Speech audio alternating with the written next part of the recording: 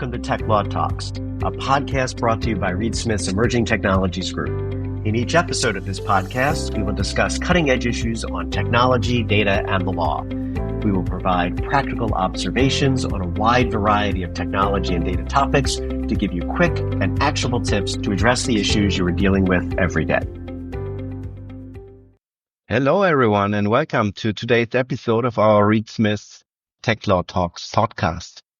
In today's episode, we'll discuss the recent decision of the German Federal Court of Justice, the FCJ, of November 18, 2024 on compensation payments following a data breach or data scraping. My name's Andy Stuttgarber. I'm partner at Reed Smith's Munich office in the Emerging Technologies department. And I'm here today with Hannah von Wickede from our Frankfurt office. Hannah is also a specialist in data protection and data litigation.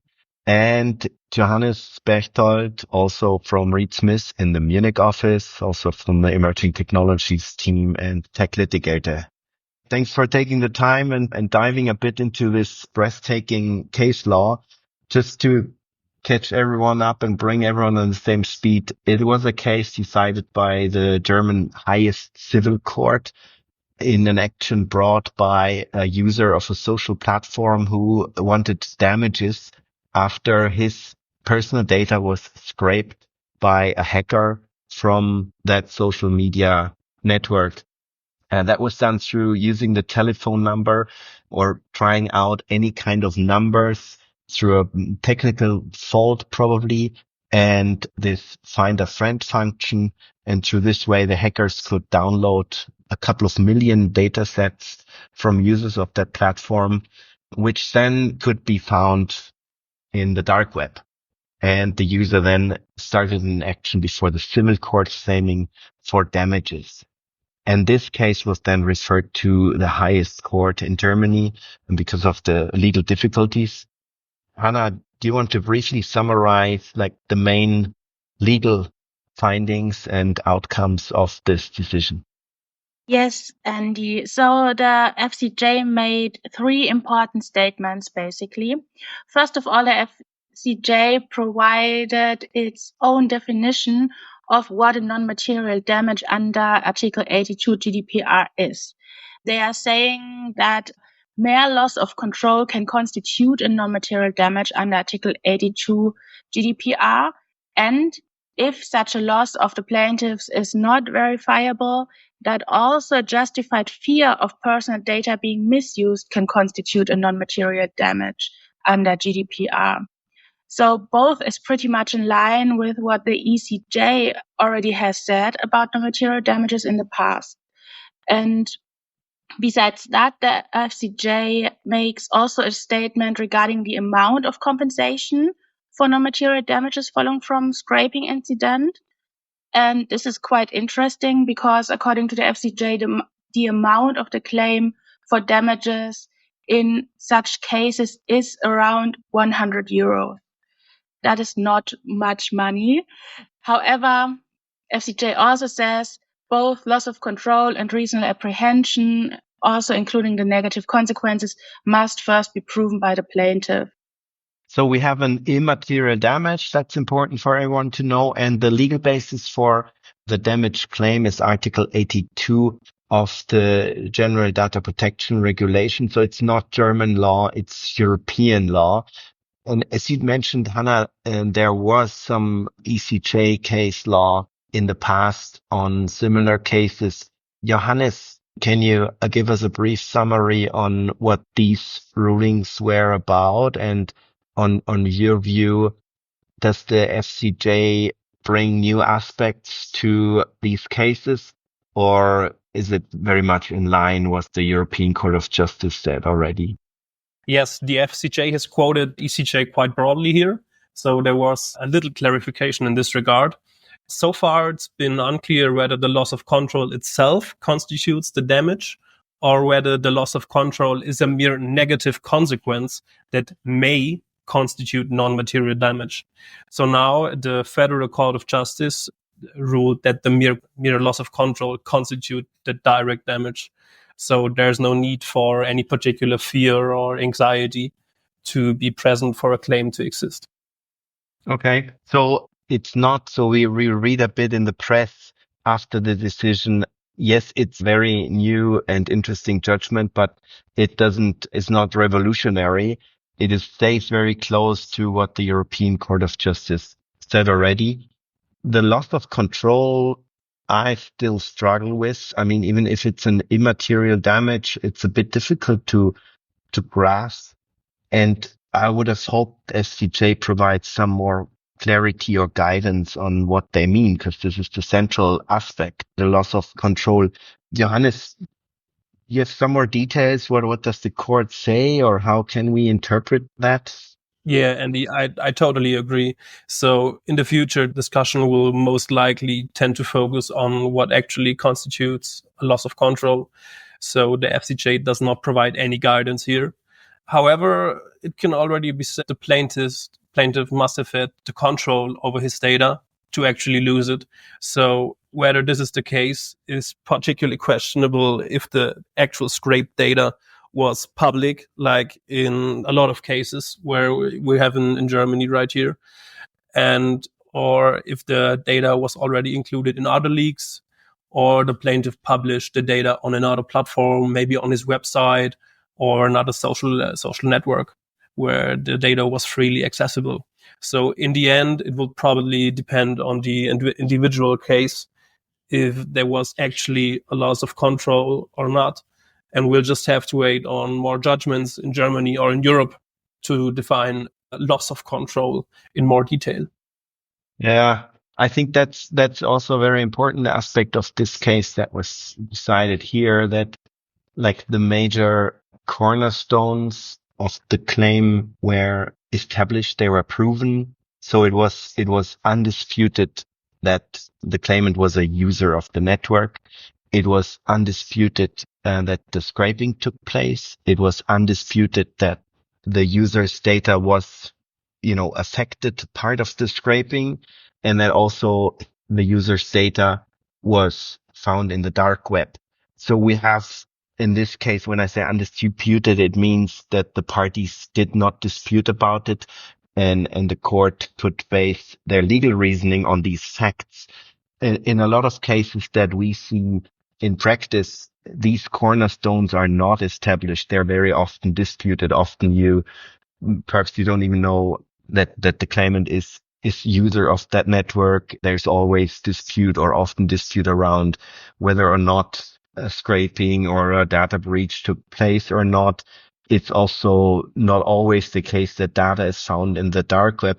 I think this, even if the finding in the dark web, for example, is not like a written criteria of the loss of control, I think it definitely is an aspect for the courts to say, yes, there was loss of control, because we see, that the data was uncontrolled in the dark web.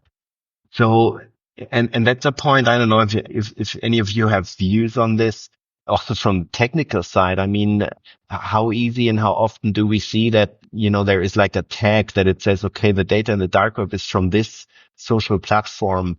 Often users are affected by multiple data breaches or scrapings, and then it's not possible to make this causal link between one specific scraping or data breach and then data being found somewhere in the web. Do you think, Hannah or Johannes, that this could be an important aspect in the future when courts determine the loss of control, that they also look into, was there actually, a loss of control? I would say yes, because it was already mentioned that the plaintiffs must first prove that there is a causal damage. And a lot of the plaintiffs are using various databases that list such alleged breaches, data breaches, and the plaintiffs always claim that this would indicate such a causal link. And of course, this is now a decisive point the courts have to handle, as it is a requirement before you get to the damage and before you can decide if there was a damage, if there was a loss of control. You have to prove if the plaintiff even was affected. And yeah, that's a challenge and not easy in practice, because there's also a lot of case law already about these databases or on those databases, that they might not be sufficient proof for the plaintiffs being affected by alleged data breaches or leaks. All right. So let's see what's happening also in other countries. I mean, the Article 82, as I said in the beginning, is a European piece of law. So other countries in Europe will have to deal with the same topics. We cannot come up with our German requirements or interpretation of immaterial damages that are rather narrow, I would say. Now, Hannah, any other indications you see from the European angle that we need to have in mind? Yes, you're right. And yet first, it is important that this concept of immaterial damage is EU law, is in accordance with EU law, as this is GDPR. And as Johannes said, the ECJ has always interpreted this damage very broadly and does also not consider a threshold to be necessary. And I agree with you that it is difficult to set such low requirements for the concept of damage and at the same time not demand materiality or a threshold. And in my opinion, the Federal Court of Justice should perhaps have made a submission here to the ECJ after all, because it is not clear what loss of control is. And then without a material threshold, this contributes a lot to legal insecurity for a lot of companies. Yeah. Thank you very much, Hannah. So yes, the first takeaway for us definitely is loss of control. That's a major aspect of the decision. Other aspects, other interesting sentences or thoughts we see in the FCJ decision. One aspect I see or I saw is right at the beginning, where the FCJ merges together two events, the scraping and then a non-compliance with data access requests. And that was based in that case on contract, but similar on Article 15 GDPR. So those two events were kind of like merged together as one event, which in my view doesn't make so much sense because they're separated like from the event, from the dates, from the actions or non-actions, and also then from the damages, from a non-compliance with an Article 15. I think it's much more difficult to argue with a damage, loss of control than with a scraping or a data breach. That's not a major aspect of the decision, but I think it was an interesting finding. Any other aspects, Hannah or Johannes, that you saw in the decision worth mentioning here for our audience? Yeah, so I think discussion in Germany was really broadly. So I think just maybe 2 points have been neglected in the discussion so far. First, towards the ending of the reasoning, the court stated that data controllers are not obliged to provide information about unknown recipients. For example, like in scraping cases, controllers often do not know who the scrapers are. So there's no obligation for them to provide any names of scrapers they don't know. That clarification is really helpful in possible litigation. And on the other hand, it's somewhat lost in the discussion that the damages of the 100 euros only come into consideration if the phone number, the user ID, the first name, the last name, the gender, and the workplace are actually affected. So accordingly, if less data, maybe just an email address or a name or less sensitive data was scraped, the claim for damages can or must even be significantly lower. All right. Thanks, Johannes. That's very interesting. So not only the loss of control aspect, but also other aspects in this decision that's worth mentioning and reading if you have the time. Now, looking a bit into the future, what's happening next? Johannes, what are your thoughts? I mean, you're involved in some similar litigation as well, as so is Hannah. What do you expect? What's happening to those litigation cases in the future? Any changes? Will we still have law firms suing after social platforms or suing for consumers after social platforms, or do you expect any changes in that? Yeah, Andy, it's really interesting. In this mass GDPR litigation, you always have to consider the business side, not always just the legal side. So I think the ruling will likely put an end to the mass GDPR litigation as we know it in the past. Because so far, the plaintiffs have mostly appeared just with a legal expenses insurer. So the damages were up to like 5,000 euros and other claims have been asserted. So the value in dispute could be pushed to the edge. So it was like maybe around 20,000 euros in the end.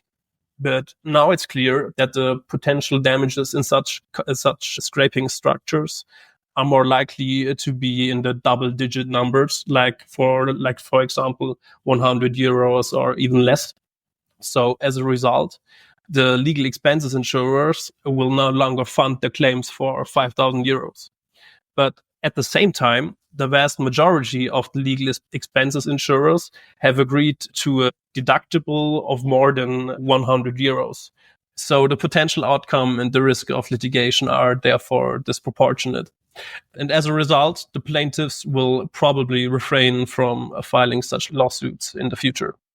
All right. So good news for all insurers in the audience, or better watch out for requests for coverage of litigation and see if not the values in dispute are much too high. So we will probably see less of insurance coverage cases, but still definitely we expect same amount or perhaps even more litigation, because the number as such, even if it's only 100 euros, seems certainly attractive for users, like as a so-called low-hanging fruit. Hannah, before we close our podcast today, again, looking into the future, what is your recommendation or your takeaways to platforms, internet sites, basically everyone, any organization handling data can be affected by data scraping or a data breach. So what is your recommendation or first thoughts? How can those organizations get ready or ideally even avoid such litigation? So at first, Andy, it is very important to clarify that the FCJ judgment is ruled on a specific case in which non-public data was made available to the public as a result of a proven breach of data protection. And that is not the case in general. So you should avoid simply apply this decision to every other case like a template, because if other requirements following from the GDPR are missing, the claims will still be unsuccessful. And second, of course, platforms, companies have to consider what they publish about their security vulnerabilities and take the best possible precautions to ensure that data is not published on the dark web. And if necessary, companies can transfer the risk of publication to the user simply by adjusting their general terms and conditions. Thanks, Hannah. These are interesting aspects, and I see a little bit of conflict between the breach notification obligations under Article 33, 34, and then the direction this case law goes. And that will also be very interesting to see. Thank you very much, Hannah and Johannes, for your contribution. That was really interesting, great discussion. And thank you very much to our audience for listening in. This was today's episode of our EU Reed Smith Tech Law Talks podcast. We thank you very much for listening. Please leave feedback and comments in the comments fields or send us an email. We hope to welcome you soon to our next episode. Have a nice day. Thank you very much. Bye-bye. Tech Law Talks is a Reed Smith production. Our producers are Ali McCardle and Shannon Ryan. For more information about Reed Smith's emerging technologies practice, please email techlawtalks@reedsmith.com. You can find our podcast on Spotify, Apple Podcasts, Google Podcasts, reedsmith.com, and our social media accounts. This podcast is provided for educational purposes. It does not constitute legal advice and is not intended to establish an attorney-client relationship, nor is it intended to suggest or establish standards of care applicable to particular lawyers in any given situation. Prior results do not guarantee a similar outcome. Any views, opinions, or comments made by any external guest speaker are not to be attributed to Reed Smith LLP or its individual lawyers. All rights reserved.